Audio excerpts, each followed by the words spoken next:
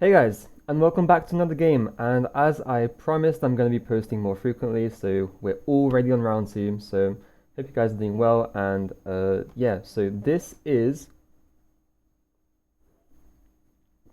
round two of the regional Midwest tournament, and yeah, I'm facing a 15-14, so a very underrated player.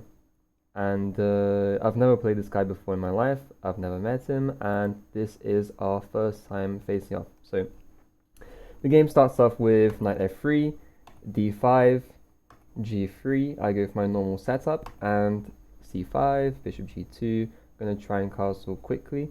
But when I see this knight c6 move, it's indicating that he wants to play e5 and gain a lot of space. So this is the whole idea of me playing the reverse Grunfeld in these positions, is that I don't want to allow him to get too much space here as black, because if he does get a lot of space, then he'll probably have he'll have the space advantage, which I don't want to give him. So instead of castling here, I play d4 in this position, and d4 just stops his e5. If he plays e5 now, then d takes c5 is winning a pawn. So this line is pretty much forced, I guess.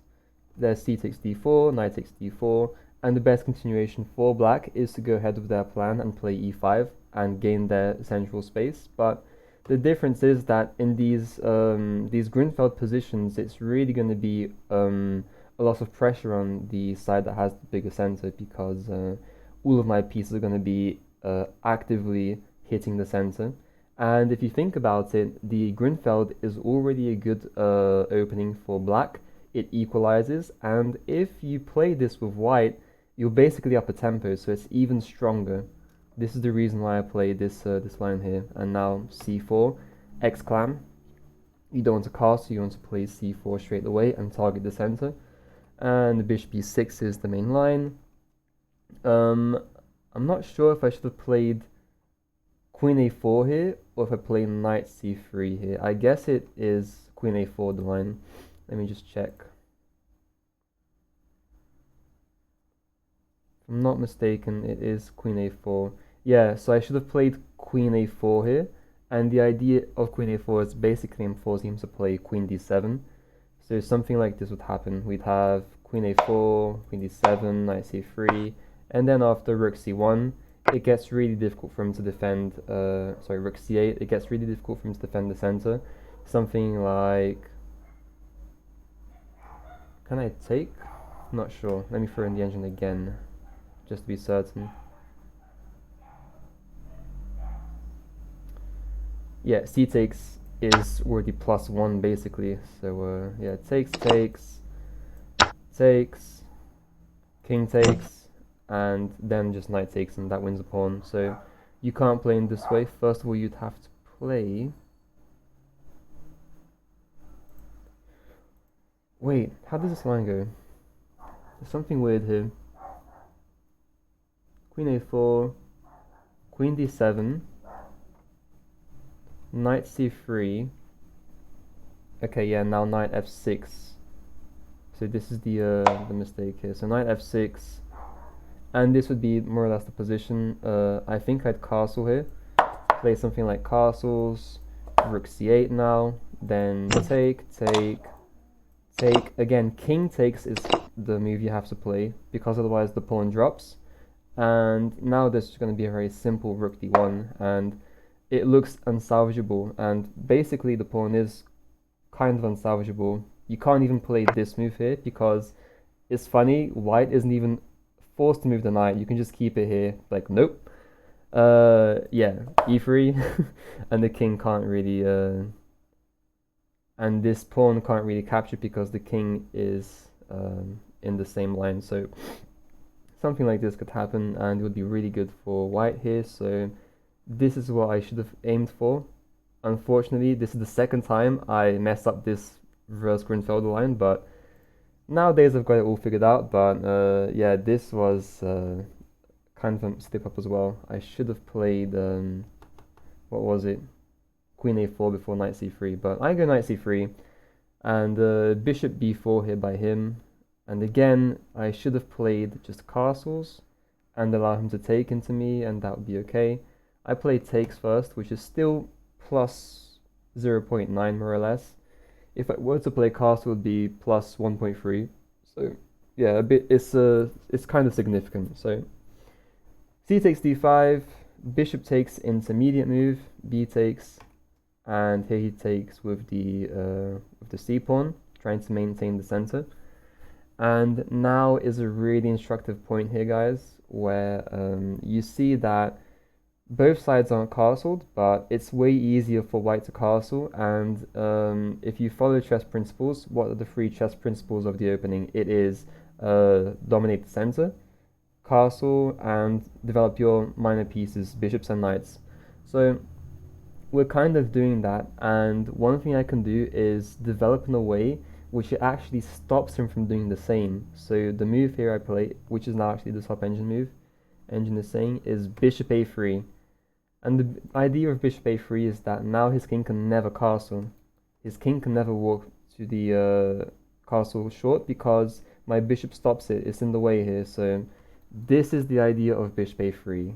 And bishop a3 is only possible because I decided to play this line with b takes c3. So this was like a conscious decision to play this. I knew that if I play this, he can make this happen to my pawn structure, and the c pawn is isolated, but notice that it's not very pushed up, so it's kind of safe where it is. There's not really that many ways to attack it, and I'm always going to have a dark square bishop to defend this c3 square, as well as my queen, as well as rooks can defend this pawn, so it's really not that big of a weakness, but it does give me the flexibility to play bishop a3 here, and completely cut his king off. So this is what I was aiming for, and rook c8 here by him, and he sees that this is powerful to have this this pawn here, so I just castle, and he doesn't even take because he realizes that he does have to castle here. So knight e7 is logical by him, and I follow up with queen a4, queen blocks, queen trade, as it would be in the other line, and rook fd1, and again I'm targeting this weak d5 pawn. My c3 pawn is stopping him from playing d4 himself, which he would really love to play. And if he takes here, for example, let's just say rook takes c3, then bishop takes on e7, king takes, bishop takes d5, and that is better for me. It's a better endgame for me, I'd say. So, anyways, here he tries to just consolidate his center and play just normal Grunfeld ideas. He goes for f6. I'm not really sure f6 is the best move. Yeah, maybe he should go for the end game here and just try and hold out and get into a draw. But yeah, so I'm feeling comfortable in this position, and I'm trying to calculate some lines out, and I was really wondering about e4. So e4 is a move that I see on the board, and if you guys remember correctly, in the last tournament I played, the last round was a reverse Grunfeld, and it was against a higher rated player, and because I didn't have a rating at the time, but it was against a good player, and I played this idea of e4, and all of my light squares become major weaknesses, and this is what I was scared of happening for starters. So this was a threat for me, and also, if I play e4 now, in my mind, I didn't calculate correctly, and it would be the case that my bishop would be stuck behind the pawn on e4, which I didn't want. But it is the best move here at some point, and the reason why I'll show you soon. So let's just say I played the best move here, which I was calculating at the time, which was rook a b1, and here he'd play something like rook b8, and now e4. So guys, what's the idea of e4 here? Basically, the idea is that, notice that there's three attackers on this pawn. There's my bishop, the pawn, and the d1 rook, and he has two defenders. So what's going to happen is I'm going to at some point either take this pawn and have a passed pawn myself, and this pawn will be very powerful, and it's going to be hard for black to defend this. Or what's going to happen is he's... wait, what else is going to happen? Yeah, let's just say take, And he can never push this pawn, basically. He can never push it, because if he pushes this pawn here, then I can take, e takes d, and he does have a passed pawn, but it's isolated, and I've got a very active rook here, so I'm gonna snatch that right up. And yeah, I feel this is very good for me. So basically, in this position, what would happen is black would be kind of stuck into a passive defense here, because rook b7 is a move that's really threatening here. So let's just say rook e8, rook b7 check, king d8 to hold on to the knight, takes, and I already pick up this g7 pawn, and it's obviously black that's playing to hold out and try and survive this, while white is very comfortable here, threatening the h pawn, threatening the a pawn at the same time, and it's just very comfortable here. So this is what I should have played. I completely missed this e4 move. I completely missed this, and I did see rook a b1, but after rook b8, I didn't really see the benefit of playing rook b1, rook a b1. If this is just a position, like this to me is the complete same, if not worse, because it's just simplifying the position. So yeah, I did feel like rook a b1 was not the move, even though it was. So I go bishop takes e7 here instead. And the idea is that I'm just going to take this pawn. And here also I contemplated the idea of e4, but this now would be even worse, because like I said, it does create this weakness here. All of these squares are now weaknesses, and black can immediately exploit this with like bishop g4. And the idea here is that my bishop can't go back, because it's stuck in front of the pawn, which is not good here. So this definitely wasn't good. So I'm glad I didn't play this. I played just rook a b1, developing and trying to double up at some point. We have rook hc, him doubling up himself first. And here I felt the best continuation would be to play take, king take, rook b7, rook here, rook db1, and h5 here, trying to grab some space for him. Here was a moment where basically it's not really clear how I can make any more progress, but I felt like I did have somewhat a better position here with my rooks, because he can never play rook to c2, because I'll just take his rook, and my rook can also move then and try and go from behind. But so I just play king g2 here. I'm basically waiting. He can expand if he wants to. I'm not really threatened by him expanding, and he does do so. He expands. I go h4, just stop his ideas of playing g5. That then would be too much. So this is important. And now g6, because he can't go g5. And this is why I make a mistake. So what would be a good move here? I don't know, maybe something like... It's hard to say really. I think I was calculating at the time something like rook b c5, rook b b5.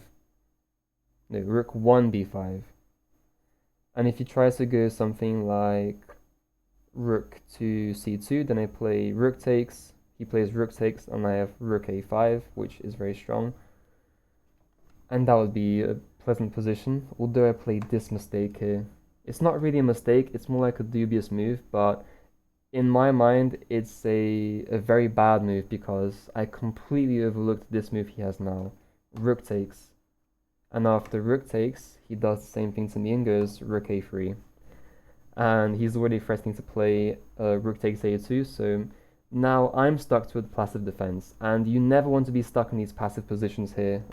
Rook back, and the problem with this is that I'm playing a way lower rated player. This guy is 15-14, and I am not 15-14 strength. Neither is he, by the way. He does play really well in this tournament. But yeah, this is the position we have, and it's better for black. Basically, white's now struggling for a draw, which is not the position I want to be in.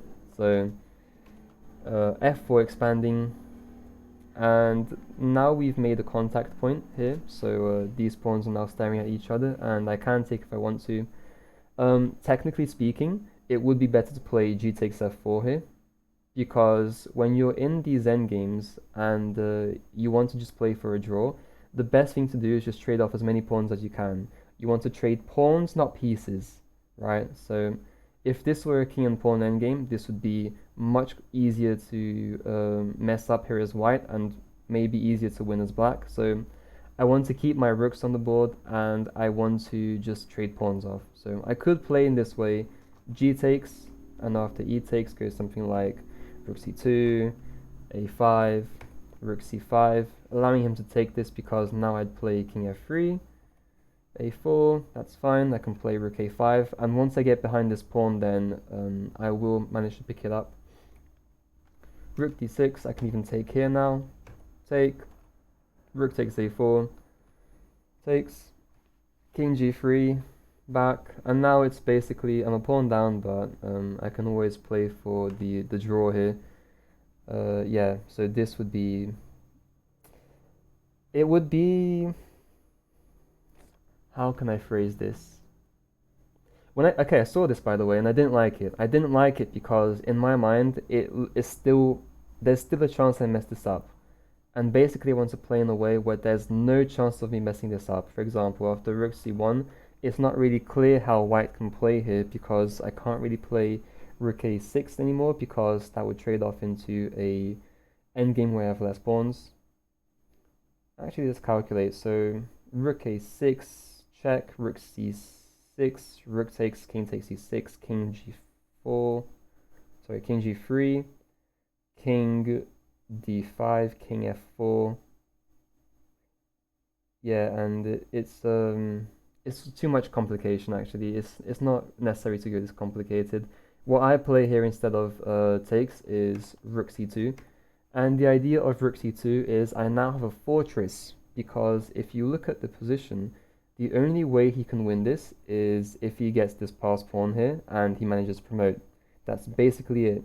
And notice that he can't really do that because his rook isn't enough firepower to capture here, and he can't bring any more additional pieces. His king is completely cut off from the king side, the queen side. And this is my idea of rook c2. And he can never remove my rook from c2 because this pawn defends this square, my rook defends these squares, and this pawn defends this square. So basically his king can never approximate my rook enough in a way that is gonna kick me out here. So this is just a solid fortress and he can never do anything. So as long as I keep my pieces here, I think I'm good.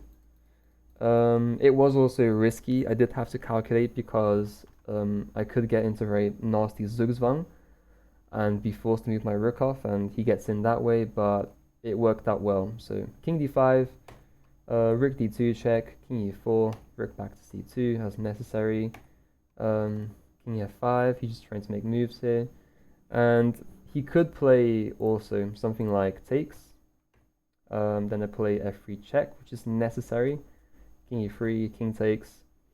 I was scared of this, by the way. This I didn't like for me. I saw he had this, but I had no choice. It was kind of forced, and after takes, it does seem like he can attack my pawn on e2 now, and maybe get in. So king g2, and this is why I stopped calculating. He's got a5, a4, he's got a few tempy moves, and yeah, it would be... He's got king e3 also, which could be annoying. So yeah, this was definitely something I wanted to avoid as much as possible. And fortunately for me, he plays king f5 here, which gives me the chance to play f3 myself already. So f3, and basically his only plan that he has left is to play his a5, a4 push. So a5, king f2, and g5 by him. Now I am going to take this. And keep in mind, the best move here is to take back on f4. If you play king takes, g takes h4 here, then I have take, check, which is important, take, and I'm threatening to take this h pawn with check again. So if you take here, then check, I don't know, king c3, and I'm not scared about this position because it's gonna be easy to draw this. Let's just say this happens. He's going to try and push his last pawn, but I don't really care about that. Rook a1, king up. Okay, he gets his pawn there, but he can't make any progress without bringing his king in. So I'm gonna have a few tempi here, and when this does happen, I can even play like e3 here. Queen, take, take, and this is just a solid draw. His king is too far away, basically, is the idea. And then at this point, he's basically forced to sack. So take, take, and draw. This would be...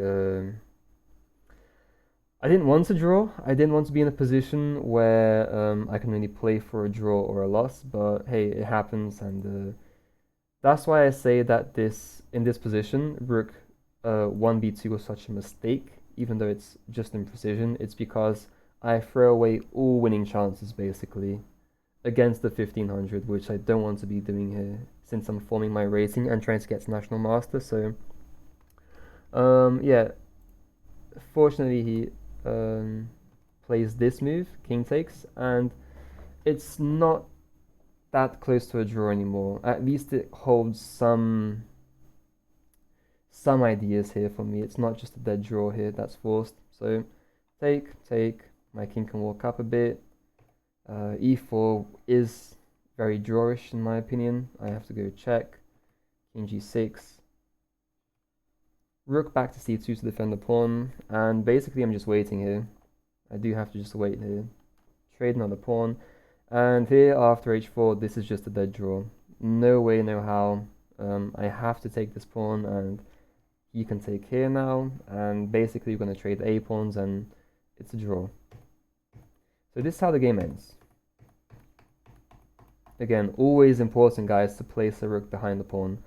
In these rook endgames, when it's just rooks and pawns, it is essential to understand that there's a hierarchy, basically, of where the rook should be placed in relation to the pawns. So the best place for the rooks are always going to be behind the pawns, be it your rook, be it your opponent's rooks. So basically, what I'm saying here is that the best place for the rook, for both rooks actually, is behind the pawn. Both white and black would love to have a pawn behind this pawn pushing. And so I have a rook here, which makes this rook better than this one. And the second best place is actually in front of the pawn, so this is correct. And the third and final place the rook should be in relation to the pawn is to the side of it. The side is always going to be worse, guys. Keep that in mind. It's always going to be better to be behind, then in front, and then to the side. But it's better to have a rook on the side than just not have a rook attacking the pawn at all. So there's that. And since this, you can take this as kind of like a fundamental or principle. And just to show you guys, because I got my rook behind the pawn, it just becomes really easy to draw. There's no way he can make any progress. His king is cut off, and he's going to have to move his rook at some point. Once he does, I can just take this, and it's a draw. So yeah, hope you guys enjoyed this game. Hope this guys helped you out with leading with this position. And you know, sometimes you just have to play for a draw. That's just it. This is like a turning point for me in chess, because I've now realized that, well, keep in mind I could have lost this game really easily if I hadn't played the best moves here. If I hadn't played the way I did, if I tried to push my luck and try and make something happen really aggressively, then that could lead to a loss for me. And I say this is a turning point because I'm not playing emotionally at all. This is like seeing what the board requires and playing towards that. And if it's a draw, it's a draw. Hey, you'll get them next time. And don't you cut your losses, you know, like don't go for a loss when it's just a draw. So this is the turning point for me, and you'll see it throughout all of my games. I'm making good decisions. I'm not playing emotionally. I am playing off emotion. So last game, if you watched the last game, my opponent got really stressed out at some point, and I played towards that. That's the only way I play emotionally, is when I see I can exploit some of their poor calculations through the midst of their emotions and try and make something happen. So I did that and won the game. This game, I realized that he's going to be really comfortable. His emotions are just very stable here, if not in a very good mood. And yeah, so that's it, guys. Hope you guys enjoyed. See you guys next time. Like I said, I'm going to be trying to post more frequently, so expect next episode to come out soon, and I'll see you guys then. Peace.